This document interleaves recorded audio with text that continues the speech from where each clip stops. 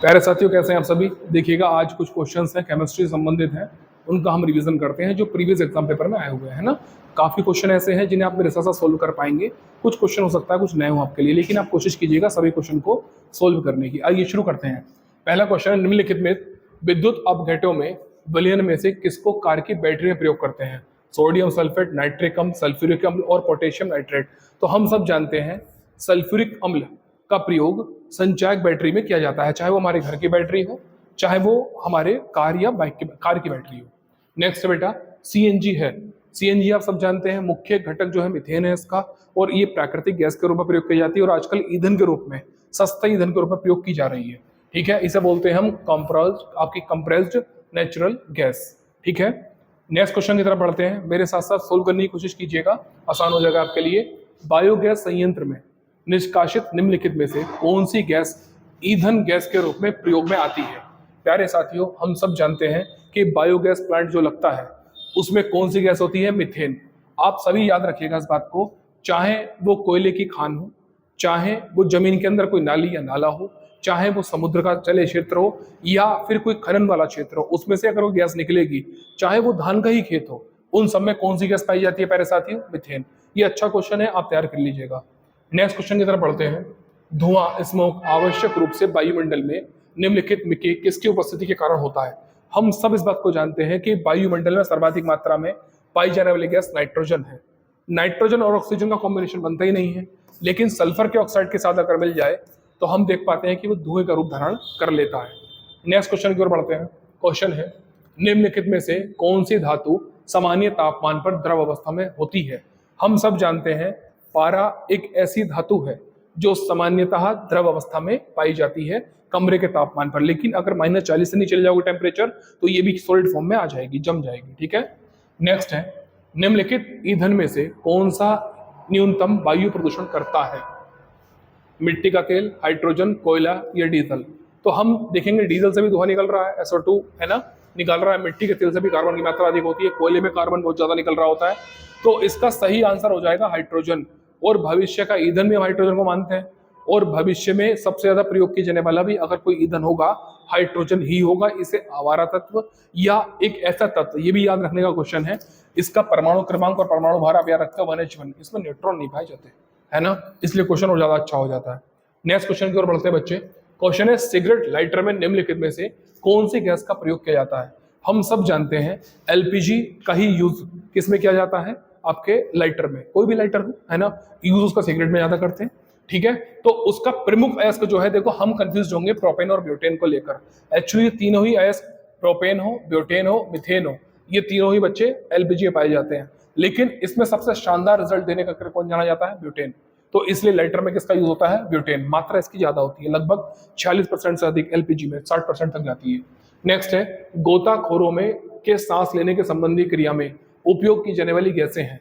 प्यारे बच्चों, हम सब जानते हैं कि हम ऑक्सीजन का प्रयोग श्वसन क्रिया में करते हैं, लेकिन ऑक्सीजन एक भारी गैस है, इसलिए इसका भंडारण जब भी हमें करना होता है, इसके साथ एक हल्की गैस बनानी पड़ती है ताकि उसके प्रेशर से ये गैस आसानी से बाहर निकल सके। तो चाहे वो हॉस्पिटल में ऑक्सीजन दी जाए या फिर गोताखोर यूज करें या ऑक्सीजन का सिलेंडर कहीं भी रखा जाए, तो उसमें आप ऑक्सीजन के साथ मिलाने वाली गैस है वो है हीलियम। इन दोनों का मिश्रण मिला देंगे तो ये श्वास लेने की जो गति है उसको अच्छा कर देती है। नेक्स्ट क्वेश्चन की ओर बढ़ेंगे। क्वेश्चन है, निम्नलिखित में से सबसे भारी धातु कौन सी है?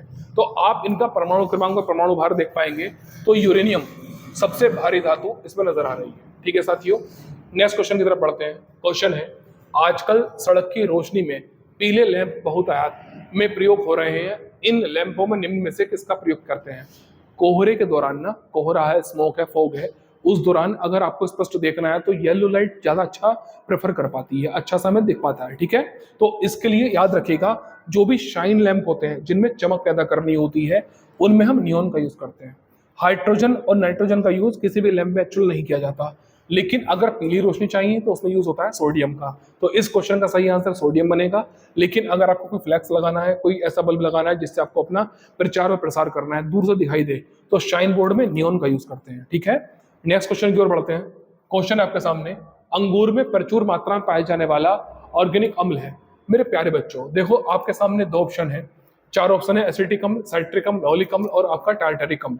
तो प्यारे साथियों याद रखिएगा, अगर क्वेश्चन में चारों ऑप्शन पूछ ले जाए तो इसमें आंसर हो जाएगा टार्टरिक अम्ल, लेकिन इस क्वेश्चन का आंसर मौलिक अम्ल भी ठीक है क्योंकि दोनों ही अंगूर में पाए जाते हैं। ठीक है सारे साथियों, नेक्स्ट क्वेश्चन पर बढ़ते हैं। लंबे समय तक कठोर शारीरिक कार्य के पश्चात मांसपेशियों में थकान का अनुभव होने का कारण क्या होता है? देखो प्यारे साथियों, हमें पर्याप्त मात्रा पानी पीना चाहिए। कई बार पानी हमारे लिए बेटा री एनर्जेटिक होता है, कई बार हमारी ऊर्जा को बढ़ा देता है। तो सिप सिप करके पानी अगर आप पूरे कार्यकाल के दौरान या पढ़ते समय पीते हैं तो आपके अंदर लैक्टिक अम्ल की मात्रा घटती रहेगी। ठीक है, अब हमारे शरीर में चाहे जोड़ों में दर्द हो या थकान हो, उसका बड़ा इश्यू होता है लैक्टिक एसिड। तो इसमें जो भी ऑप्शन आपको दिखाई दे रहा हो लैक्टिक एसिड का, वही इसका आंसर हो जाएगा, यानी कि आंसर डी एकदम ठीक आंसर है। नेक्स्ट क्वेश्चन की ओर बढ़ते हैं। क्वेश्चन आपके सामने, सिरके में कौन सा अम्ल पाया जाता है? हम सब जानते हैं किडवन विधि द्वारा गन्ने के रस से सिरका बना लिया जाता है। अन्य पदार्थ जैसे सेब है या जामुन है या अन्य पदार्थ है, उनका भी सिरका बन सकता है। सिरका बनेगा किडवन विधि से, और सिरके में पाए जाने वाला जो एसिड होगा बच्चों वो होगा एसिटिक एसिड। ठीक है साथियों, नेक्स्ट क्वेश्चन की ओर बढ़ते हैं। क्वेश्चन है, मोमबत्ती बनाने में के लिए प्रयुक्त होने वाला रासायनिक दृष्टि से एक मिश्रण है एलिफेटिक हाइड्रोकार्बन, आपका एरोमेटिक या साइक्लिक हाइड्रोकार्बन या पैराफिन मोम। हम सब जानते हैं पैराफिन मोम सॉफ्टनेस के लिए जाना जाता है और इसी का प्रयोग किसमें किया जाता है? मोमबत्ती बनाने में कर लिया जाता है। तो क्वेश्चन नंबर 14 का आंसर हो जाएगा डी। नेक्स्ट क्वेश्चन की ओर बढ़ते हैं। आपके सामने क्वेश्चन है, तंबाकू का धुआं स्वास्थ्य के लिए हानिकारक है क्योंकि उसमें होता है, देखिएगा निकोटीन। निकोटीन धुएं में नहीं होता, ठीक है मेरे बच्चों, सिगरेट में होता है। ठीक है, अब क्वेश्चन है आपका मेथिलीन या आपका है पॉलीसाइक्लिक आपका एरोमेटिक हाइड्रोकार्बन या फिर कार्बन मोनोऑक्साइड। तो प्यारे साथियों, हम जानते हैं इसमें पाया जाता है कार्बन मोनोऑक्साइड। कार्बन मोनोऑक्साइड के साथ एक दिक्कत ये है, ये ऑक्सीजन के साथ क्रिया करके कार्बन डाइऑक्साइड का निर्माण करता है। अब हमारे शरीर की जो ऑक्सीजन है उसे किस में कन्वर्ट कर देगा? ये कार्बन डाइऑक्साइड में। और ये हमारे लिए कैसी होती है बेटा? हार्मफुल होती है, नुकसानदायक होती है।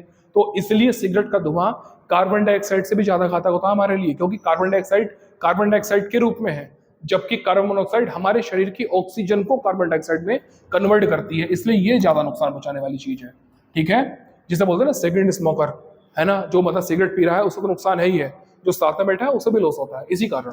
ठीक है, क्वेश्चन है, एल्युमिनियम धातु को प्राप्त किया जाता है?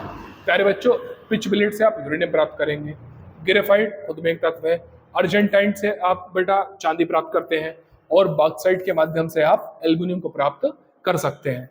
नेक्स्ट क्वेश्चन की ओर बढ़ते हैं। आपके सामने क्वेश्चन है, अब देखिएगा, लोहा जिससे प्राप्त किया जाता है वह है, देखिएगा चूने के पत्थर से तो डोलोमाइट वगैरह प्राप्त होते हैं, पिच बिलेट से यूरेनियम प्राप्त होता है, और इससे थोरियम प्राप्त होता है मोनोजाइट से, और हेमेटाइट और मैग्नेटाइट किसके हैं इसके प्यारे साथियों? लोहे के। तो आंसर हो जाएगा डी, 17 का आंसर डी। नेक्स्ट क्वेश्चन की ओर बढ़ते हैं। आपके सामने क्वेश्चन है, गैल्वेनिक करत लोहे पर लेप होता है। गैल्वेनिक करत का मतलब होता है लोहे पर परत चढ़ाना, वो भी जिंक की। ठीक है प्यारे साथियों, यानी कि अगर हम जिंक की परत चढ़ा देंगे तो लोहा खराब नहीं होता, उस पर जंग नहीं लगता। इसमें ऑप्शन है लोहा और इस्पात, गैलेना का, गिलास और कुम्हारी का, विद्युत का। तो इनमें से कोई भी ऑप्शन ऐसा नहीं है जो इसका आंसर हो। इसका ठीक आंसर क्या बनेगा? जिंक। तो आप याद रखिएगा, इस क्वेश्चन का आंसर, इस टाइप के क्वेश्चन जब एग्जाम में आते हैं तो वो सबको आंसर दे दिया जाता है, क्योंकि चारों ऑप्शन में कोई भी क्वेश्चन का सही आंसर नहीं है। तो आप जिंक याद रखेंगे। ठीक है साथियों, नेक्स्ट क्वेश्चन की ओर बढ़ते हैं। क्वेश्चन है, चूहे मारने के जहर किस रासायनिक पदार्थ से बनाया जाता है? हम सब जानते हैं प्यारे साथियों, इसमें अगर कोई जहर है तो पोटेशियम साइनाइड है, जिससे चूहे को मारा जा सकता है। अब आप याद रखेंगे प्यारे बच्चों, जिंक साइनाइड से भी चूहे को मार सकते हैं आप। और फास्फोरस जो होता है ना, फास्फोरस, उसमें दो प्रकार के फास्फोरस हैं, एक सफेद फास्फोरस, एक लाल फास्फोरस। तो लाल फास्फोरस का प्रयोग करते हैं बेटा हम माचिस के उद्योग में, और सफेद फास्फोरस का प्रयोग करते हैं हम चूहे मार दवाई में। नेक्स्ट क्वेश्चन की ओर बढ़ते हैं। क्वेश्चन है, उन शराब त्रासदियों में जिनके परिणाम स्वरूप अंधता होती है हानिकारक पदार्थ है, यानी कि ऐसा कौन सा पदार्थ है जिसे पीने से व्यक्ति अंधा हो जाता है और कई बार मृत्यु को प्राप्त हो जाता है? प्यारे बच्चों, शराब होती है एथिल अल्कोहल, लेकिन अगर शराब में मिला दिया जाए मैथिल अल्कोहल, यानी कि एथिल अल्कोहल क्या पी लिया जाए बच्चों? मैथिल अल्कोहल, तो बेटा मनुष्य की मृत्यु हो जाएगी। ठीक है, मैथिल अल्कोहल का प्रयोग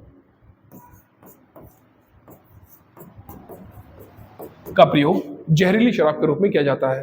लौंग का जो तेल होता है ना, लौंग, उसमें मेथिल अल्कोहल पाया जाता है। कम मात्रा में हमारी कोशिकाओं को संचारित करने का काम करता है, बॉडी को एक्टिव करने का काम करता है, लेकिन अगर ज्यादा मात्रा में लिया जाए तो इंसान मृत्यु को प्राप्त हो जाता है और कई बार अंधा हो जाता है। आप पढ़ दोगे अखबारों में खबर, तो उसका कारण यही होता है। ठीक है मेरे साथियों, आज का पोर्शन आपके सामने, इसी प्रकार तैयारी करते रहिए, आगे बढ़ते रहिए। Thank you.